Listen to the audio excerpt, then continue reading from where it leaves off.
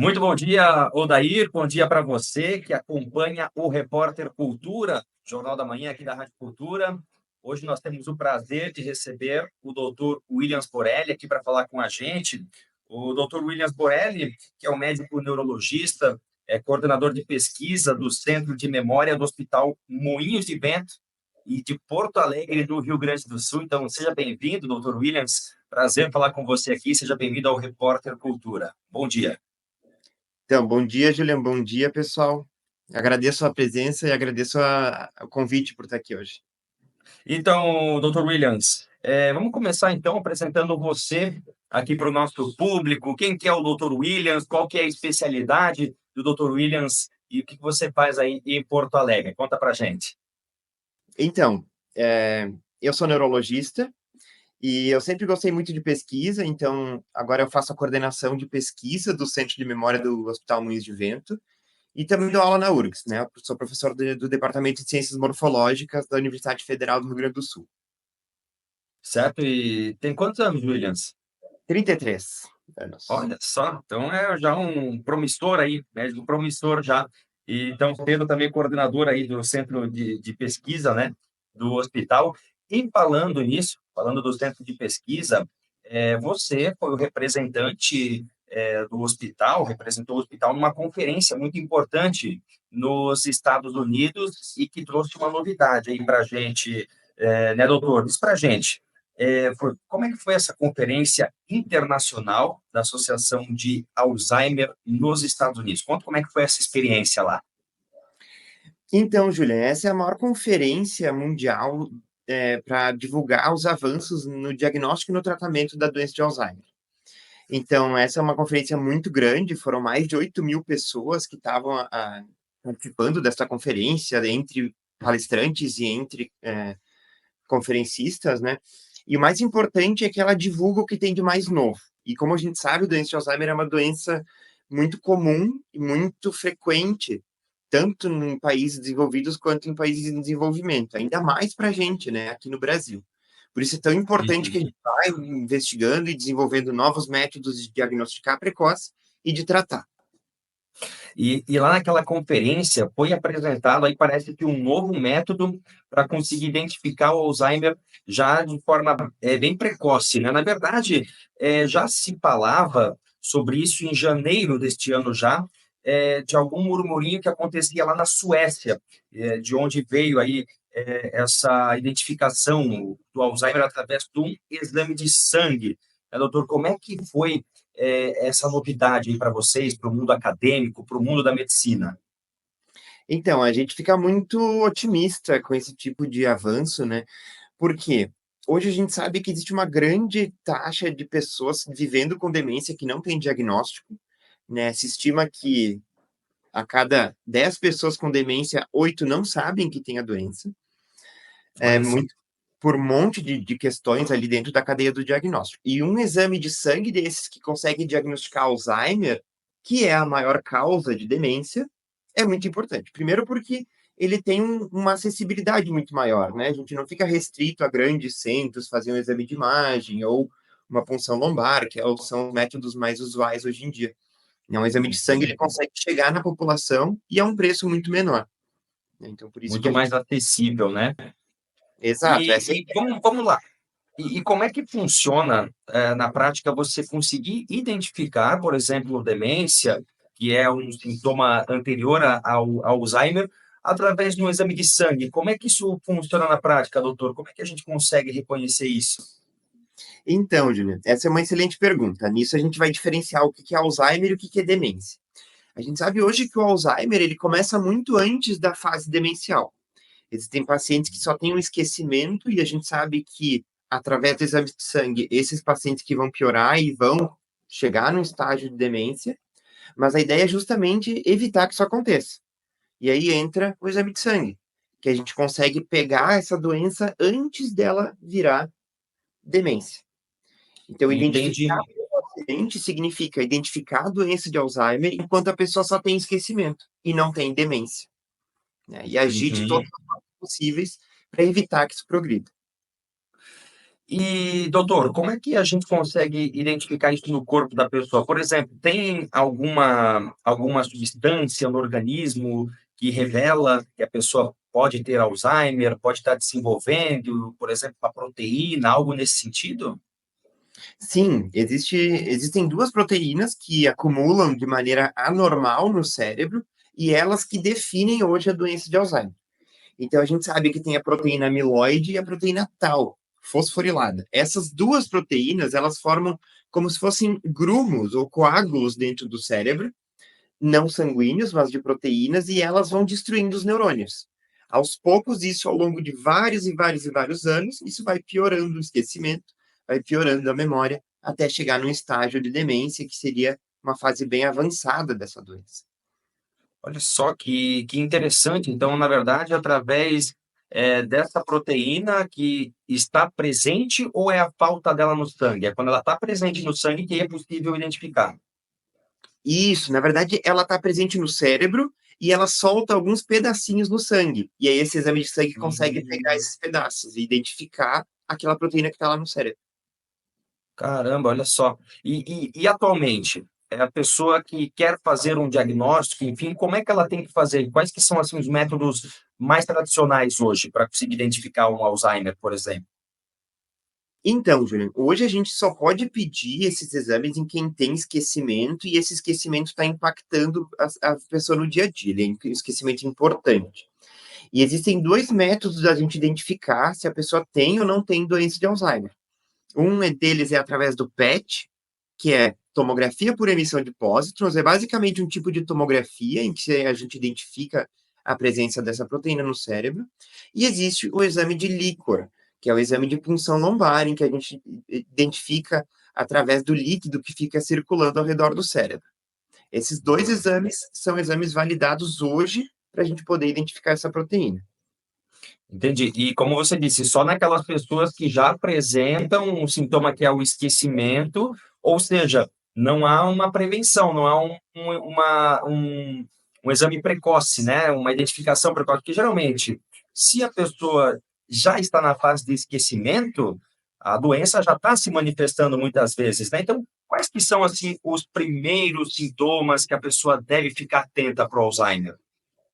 Então, ótima pergunta. O que acontece é que, geralmente, as pessoas elas apresentam esquecimento em relação a datas, em relação a objetos, e se tornam repetitivas. Então, a gente percebe aquela pessoa que fala duas, três, quatro vezes a mesma coisa, isso tem que levantar um sinal de alarme, ó, daqui a pouco precisa fazer alguma avaliação em relação a isso.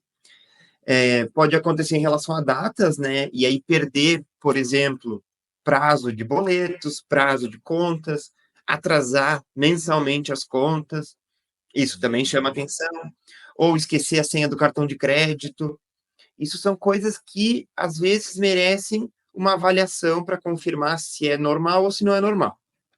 Que são coisas assim do dia a dia que a gente frequentemente está lidando e que a pessoa às vezes também está esquecendo demais nessa rotina que a gente tem. Então são sinais para ficar de olho mesmo se a pessoa tem algum familiar, algum amigo que está passando por essa situação. O doutor comentou aí também um dado muito interessante, e me corrija se eu estiver errado, mas de cada 10 brasileiros, 8 não sabem que tem demência ou Alzheimer, é isso, né?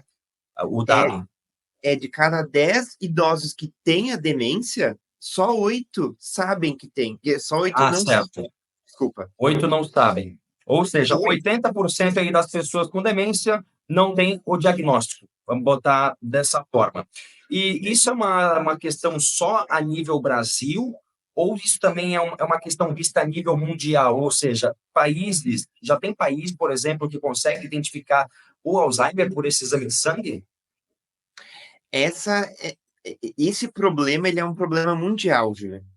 Porque o que acontece é que hoje, assim, esses exames de sangue eles são muito recentes, né? E a ideia é identificar antes para evitar que se venha até a fase da demência. Mas é um problema, por exemplo, a taxa mundial de subdiagnóstico, ou seja, essa falta do diagnóstico de demência, ela é de 70, 75%. Então a gente está meio próximo aí da estimativa mundial. Nossa, e é muita coisa, né? E o bom é que, por exemplo, através do exame de sangue, você vai lá fazer seus exames de rotina, e aí você já faz esse exame também junto, claro, quando tiver tudo, né, com a eficácia comprovada, né, com todos os processos já liberados, aí você vai lá e também consegue fazer mais esse exame como um exame preventivo mesmo, né? E o senhor também comentou, doutor, mencionou inclusive numa matéria ali do Hospital Moinhos de Vento, que esse teste tem muito potencial para integrar o sistema de saúde brasileiro de uma forma mais abrangente. E quais seriam os próximos passos que o senhor acredita para que isso aconteça de fato no Brasil?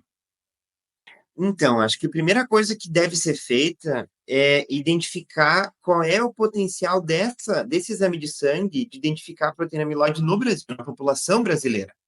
Hoje o que a gente tem são dados americanos, dados europeus, mas a gente não sabe o que acontece na população brasileira. Então, o primeiro passo seria identificar exatamente como é na população brasileira. E então, o segundo passo seria de distribuir, deixar isso disponível para a população, que é um segundo esforço que também deve envolver aí laboratórios e toda uma rede de análise clínica que possa receber esse sangue e possa analisar esse sangue, né? Interessante. E, assim, pela experiência, pelo network que o doutor tem aí nesse meio acadêmico, no meio da medicina também, o senhor já consegue dizer, assim, mais ou menos em quanto tempo esse teste poderia estar disponível aqui no Brasil, ou isso ainda é tudo muito incerto? Acredito que em menos de 5 anos isso já vai estar disponível, porque os avanços no tratamento da doença de Alzheimer estão muito grandes. E o que a gente vê é que quanto antes a gente identifica o Alzheimer, melhor para tratar. E a gente, né, a gente fala com muito entusiasmo sobre isso, porque, claro, é uma nova descoberta e também para o ramo da medicina, mas o doutor também citou naquela mesma matéria que ainda não existe recomendação no Brasil para aplicação desse exame. Isso seria justamente por conta do que o senhor falou, de que ainda faltam fazer os testes de aplicação na nossa população aqui? É, exatamente. Ainda falta a gente ver como é que são esses exames na população brasileira. Uhum. E isso, como é que a gente conseguiria fazer esse teste para ver como é que, quando o senhor diz, para ver como é que seria na população brasileira, o que que significa isso? Significa fazer os mesmos tipos de estudos que fizeram lá fora, mas aqui, né? Então, para isso, a gente precisa da ciência brasileira sendo desenvolvida e a gente precisa avaliar os voluntários de pesquisa, precisa avaliar o sangue desses voluntários e a gente precisa ver se isso corresponde ao que está sendo visto lá fora.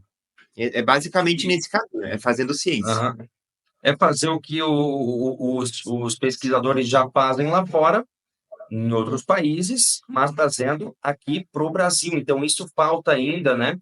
Mas, e ali nessa conferência que o senhor participou, o doutor participou, existem mais hospitais aqui do Brasil? Ou o senhor ali era o único brasileiro? Como é que era ali nessa conferência? Isso, existia uma forte comunidade brasileira, viu, Júnior? Uma coisa que impressionou positivamente. Inclusive, a gente teve dois entre os 6 premiados do Congresso eram brasileiros, são brasileiros. Um deles é o Eduardo Zimmer, que também é aqui de Porto Alegre, né? Também é colaborador do nosso centro. E parece que existem muitas opções, muitas chances da gente crescer como um país e que esse exame venha a estar disponível num futuro breve. E tomara que sim, tomara que a gente tenha mais esse exame, porque, como a gente comentou aqui, é muito importante e uma forma muito fácil, né? É simples da gente conseguir identificar uma doença que hoje, poxa, que nem a gente falou aqui, né? Mais de 80% ou 80% dos brasileiros não tem diagnóstico, né? Não sabe que tem essa doença. Então, como é que o doutor enxerga essa descoberta para o futuro do diagnóstico aqui no Brasil? Eu sou muito otimista em relação a isso, Julian, porque quanto antes a gente consegue diagnosticar, melhor a gente consegue prevenir o avanço da doença e pensar em novas estratégias de tratamento. Tendo o Brasil como um país grande, um Brasil com muitas oportunidades, eu acho que a população vai se beneficiar muito disso. Seja através de prevenção, mudando o estilo de vida, tendo uma consciência de que, por exemplo, precisa comer melhor, precisa fazer exercício, ou até com tratamentos que tiram a inflamação do cérebro, que são coisas novas que também foram apresentadas na conferência, né. Então, não vai ser um tratamento único, mas vai ser um conjunto de intervenções que vão melhorar a saúde da população. Então, doutor, a gente agradece muito aqui a presença, né, também por aceitar o convite de falar para a gente sobre essa nova descoberta, que é uma descoberta muito importante e muito recente também na medicina brasileira. E, doutor, então, fique à vontade para passar um recado para o nosso público também, e espero que nós possamos nos falar futuramente sobre novos assuntos, novos temas aí da medicina. Então, tchau, agradeço muito. E se eu pudesse dar uma dica assim para todos os ouvintes, né, seria façam atividade física, que é o maior fator de proteção do cérebro ao longo do envelhecimento.